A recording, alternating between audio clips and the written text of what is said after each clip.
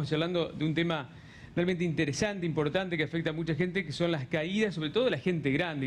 Y habíamos tocado el tema de la recuperación, que un poco depende de cada caso la recuperación, doctor, decía, ¿no? Sí, depende del lugar donde haya sido la fractura. Es diferente la fractura en un tobillo, de la cadera, de una rodilla, para la parte de la deambulación. Pero también es muy importante cuando hay fracturas en la muñeca, en el hombro, son fracturas que también llevan un largo periodo de rehabilitación.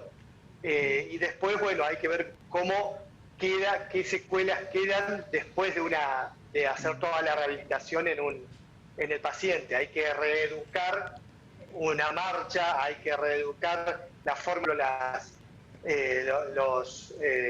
los cubiertos, por ejemplo, si fue una fractura de muñeca, o de cómo agarrar un bastón después.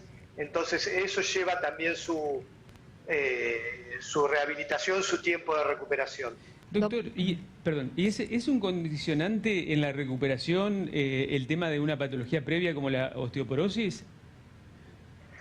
Sí, eso es fundamental. Hay que ver de acuerdo a si hay mucha o no, o si está presente esa osteoporosis, de acuerdo también se va a decidir el tipo de tratamiento. Muchas veces los pacientes, por ejemplo, a los 80 años, hay pacientes que no tienen osteoporosis y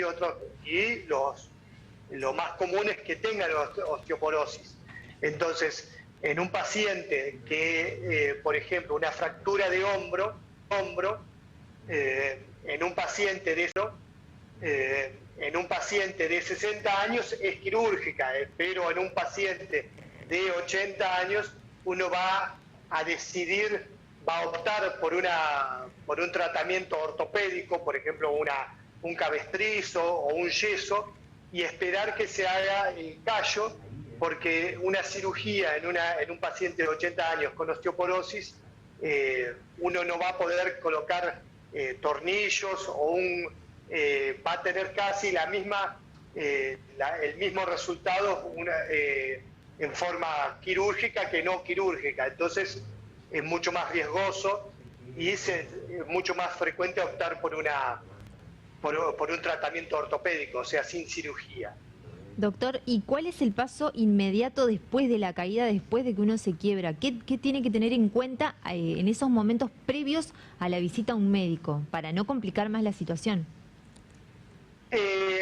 No tocar al paciente directamente. Si fue una fractura de cadera, tratar, si el paciente tiene dolor, no estar movilizándolo directamente, llamar a la ambulancia, tratar de que el paciente esté inmóvil lo más cómodo posible, o sea, tratar de hidratar al paciente, darle agua.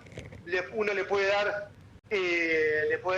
analgésicos, pero no tratar de movilizarlo, porque muchas veces movilizando al paciente se agrava la fractura. También hay que tener en cuenta si fue un golpe en la cabeza, si fue un golpe en la columna, bueno, no movilizarlo, tratar de asistirlo, pero no llevarlo hacia una cama, no llevarlo no sentarlo, tratar de dejarlo al paciente en el suelo, y después cuando llega la ambulancia, que están los enfermeros, que tienen la tabla inmovilizadora, bueno, que ellos son los encargados y saben cómo movilizar el paciente para que la fractura no se agrave. Muy bien, es interesante esta recomendación especialmente, doctor. Vamos a responder las preguntas, estoy recibiendo algunas ya ahora. La próxima semana, nuestro próximo encuentro exclusivamente dedicado a las respuestas. Muchas gracias.